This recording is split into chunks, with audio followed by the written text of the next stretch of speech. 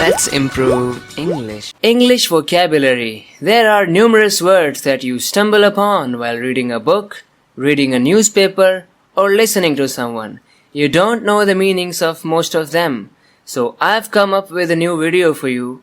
I'm gonna take you through a bunch of words in this video. I'm gonna teach you the meanings of those words. You will learn the meanings in such a manner that you will find it difficult to forget the meanings after you watch this video till the end. उसका कुछ नहीं हो सकता. इस दुकान का कुछ नहीं हो सकता. कहने का मतलब है कि उसका कुछ नहीं हो सकता मतलब वो सफल ही नहीं होगा. उसका कुछ होने वाला नहीं है. इस दुकान का कुछ नहीं हो सकता, ये दुकान नहीं चलेगी. कुछ नहीं हो सकता इसका. जब भी हमें कुछ इस तरह की बात कहनी होती है तो हम इंग्लिश में क्या कह सकते हैं? He is a lost cause. He is a lost cause. Something is a lost cause. When something is a lost cause, it means it is very little likely to succeed. It is not going to succeed. It's going to fail. इस दुकान का कुछ नहीं हो सकता. It means this shop will not survive. It will not thrive. आप कह सकते हैं This shop is a lost cause. This shop is a lost cause. Something is a lost cause. जब भी आपको ऐसा कुछ कहना हो कि इसका कुछ नहीं हो सकता, किसी पर्सन के लिए या किसी भी चीज़ के लिए, It is a lost cause. It means it will not succeed. It will fail. उसे शादी करने के लिए मनाना बेकार है. जब भी कुछ कहना हो कि कुछ करना बेकार है, इस lost cause को आप इस तरह से यूज़ कर सकते हैं. Persuading her to get married is a lost cause. Doing something is a lost cause. इसका मतलब verb plus ing is a lost cause. मतलब ये चीज़ करना बेकार है, इसका कोई फ़ायदा नहीं होने वाला है. Persuading her to get married is a lost cause. कहानियाँ मत गढ़ो, कहानियाँ मत बनाओ झूठी. Don't cook up stories. Cook up is a phrasal verb. When you cook something up, such as a story, an incident, an excuse, it means it is false. It's not true. You're just trying to fool someone by telling him something that's not true. Don't cook up stories. वैसे आप यहाँ पर fabricate word का भी use कर सकते हैं. काफ़ी अच्छा वर्ड है. Don't fabricate stories. Don't fabricate stories. Let's look at another example. मैं बना दूंगा खाना. तो फ्रेंड्स, कुकअप का यूज़ इस तरह से तो कर ही रहे हैं, लेकिन खाना बनाने के लिए भी जब हमें बोलना है तो हम कुकअप का ही यूज़ कर सकते हैं. I'll cook up the meal. I'll cook up the food or cook up the meal. Another example. उसे तो बहाने बनाने की आदत है. He is used to cooking up excuses. He is used to cooking up excuses. Someone is used to doing something. It means he's accustomed to it. He can't stop doing that. He has the habit of doing that. He is used to cooking up excuses. हवा और तेज चलने लगी. इसके लिए English में कह सकते हैं The wind got stronger. The wind got stronger. वैसे आप इसे ऐसे भी कह सकते हैं The wind picked up or the wind got up. The wind picked up or the wind got up. Let me tell you that a few days ago I made a video completely based on talking about wind. In that video, I told everyone how we can make sentences that have wind in them. हवा के ऊपर हम क्या क्या बातें कर सकते हैं इंग्लिश में, उस वीडियो में मैंने डिस्कस किया था. उस वीडियो को आप देख सकते हैं if you want to learn a whole lot of things about wind. वो तो एक हवा के झोंके में ही उड़ जाएगा.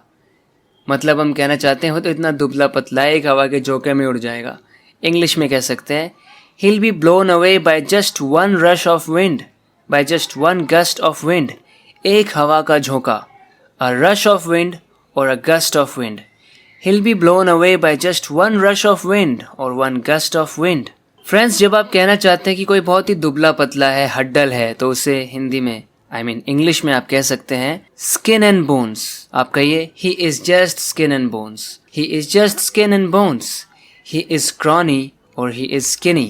कोई skinny है, scrawny है, स्किन एंड बोन्स मतलब बिल्कुल दुबला पतला है. वर्ड्स को बार बार बोलना है, बार बार देखना है, बार बार सुनना है. रेपिटेशन से ही आपको वर्ड्स याद होने वाले हैं. वो बड़ा कपटी आदमी है, उससे बच के रहना. कपटी आदमी है, बड़ा फरेबी है यानी धोखेबाज है, उसकी बातों पर विश्वास मत करना. आपके लिए कुछ खास अच्छे से वर्ड्स लेकर आया हूँ. He is overly treacherous. Beware of him. He is overly treacherous. Someone is treacherous. It means he doesn't deserve to be trusted. he is overly treacherous. If a particular thing is treacherous, it means it is full of risks. If a journey is treacherous, it means it is full of danger. Treacherous की जगह पर आप दूसरे words use कर सकते हैं. He is overly deceitful. He is cunning or he is crafty. He is sly. He is sly, crafty, cunning, deceitful, cunning, crafty, sly. ऐसे लोग जो बहुत ही चालाक होते हैं, धूर्त होते हैं, कपटी, फरेबी, उनको आप क्या कह सकते हैं? deceitful, cunning, crafty, sly, treacherous.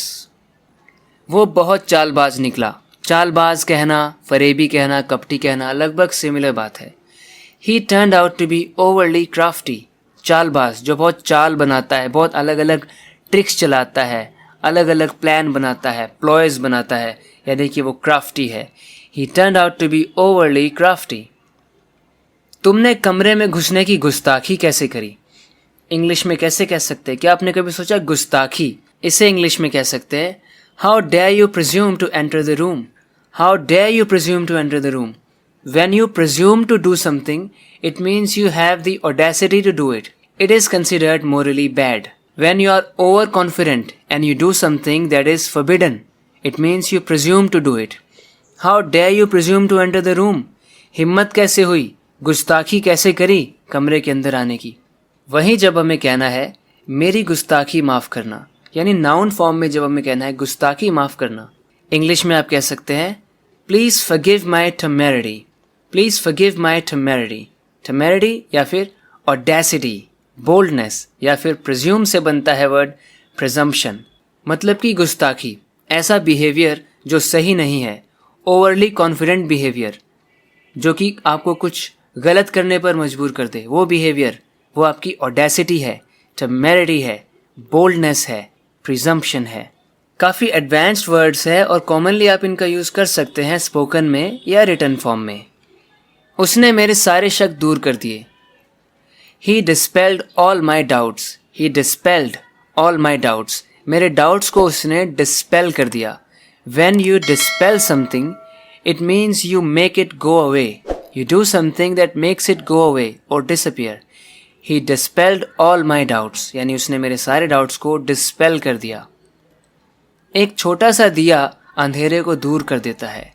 A small lamp dispels darkness. A small lamp dispels darkness. दिए को हम सिर्फ दिया भी कह सकते हैं, DIYA करके दिया. उसके चेहरे ने मेरे गुस्से को छू मंतर कर दिया. Her face dispelled my anger, my annoyance. I hope you have understood the meaning of dispel. When you dispel something, you make it go away. किसी चीज़ को आप दूर कर देते हैं, भगा देते हैं, गायब कर देते हैं. You dispel it. ये ज़मीन बंजर है. इंग्लिश में इसके लिए कहेंगे This land is barren. This land is barren. मतलब इस पे कुछ उगता नहीं है, ये उपजाऊ नहीं है. वो औरत बांझ है. इंग्लिश में barren का मतलब ये भी होता है That woman is barren. या फिर उसे infertile कहते हैं. उसे बांझ होने का गम नहीं है. She is not concerned or bothered about being infertile. Do subscribe to this channel if you haven't already. We'll talk in the next video lesson. Till then, take care and bye.